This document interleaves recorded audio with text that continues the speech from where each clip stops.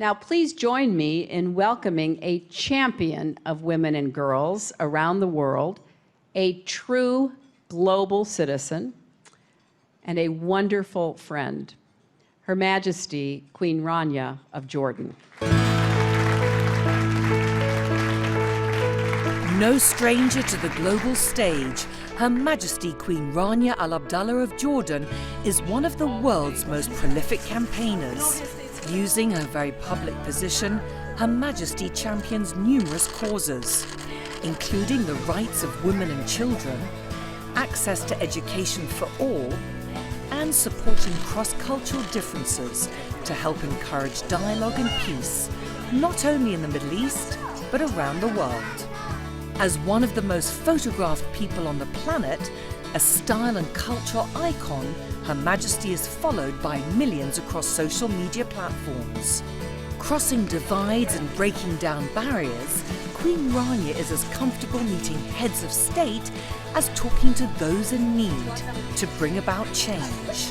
Campaigner, philanthropist, proponent of peace, wife and mother, Her Majesty Queen Rania Al Abdullah of Jordan sits down with me for the CNBC Conversation. Your Majesty Queen Rania, thank you so much for joining me on CNBC. Thank you, it's a pleasure, Tanya. I wanted to ask you about your foundation, the Queen Rania Foundation, that of course is about education and development. What state do you think education is in the Arab region today? Well, you know, our region has had its fair share of headline-grabbing crises, but I think that one crisis that hasn't made it to the headlines is the education crisis.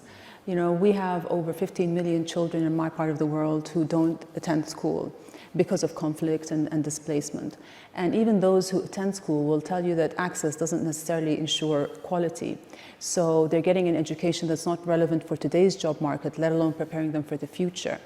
And that is really a crisis for us. You know, when you think of crisis, you think of a life-threatening situation that requires urgent action. And I believe that this is what this is. You know, we cannot wait for our ministries of education across the Arab world that are already overwhelmed, under-resourced, and bureaucratic to take the measures that need to be taken while we wait for generations of children that are growing up in darkness and being susceptible to extremist thought and hopelessness.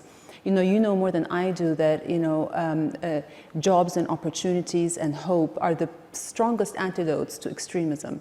And education is a prerequisite for hope. And so we really need to take urgent action. And because we can't wait, we need to look at some of the tools that are available today. So innovation, applying innovation to education is something that I'm very much focused on in my foundation.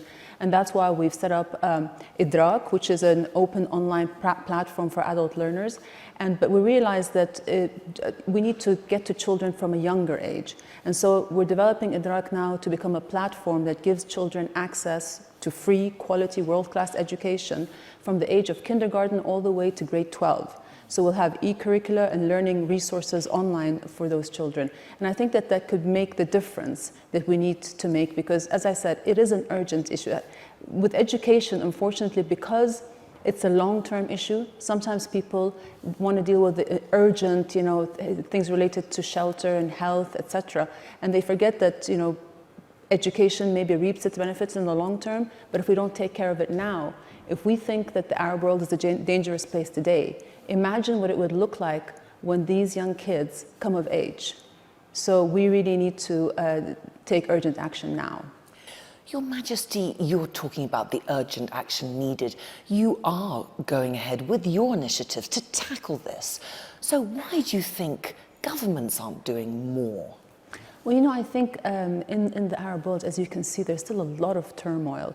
A lot of war and conflict in different countries, and I think our ministries are overwhelmed and very slow moving. And as I said, when people are just very preoccupied with the politics, and sometimes when there are interventions, they're humanitarian interventions, Unfortunately, education goes down the priority list. But for me, it is the most important thing. It is the game changer. It is the thing that can sort of change the trajectory for the Arab world and move us towards, tip the scales towards a more hopeful future for us all. And I always say a child that's denied an education isn't just a tragedy for that child. It leaves the rest of us vulnerable because, as you know now, conflict is mobile. A problem anywhere in the world can reach our doorstep. And so in order to protect ourselves, we really need to give these kids, empower them with the right kind of skills and knowledge so that they're not vulnerable to extremists who feed on the hopeless. And so education, I think, is the strongest thing that strongest intervention that we can make. Hi, I'm Tanya Breyer, and thank you for watching CNBC Conversation. If you want to watch another episode, just click on the videos. And don't forget to subscribe to CNBC Life for the very best in feature programming. Thank you so much for watching.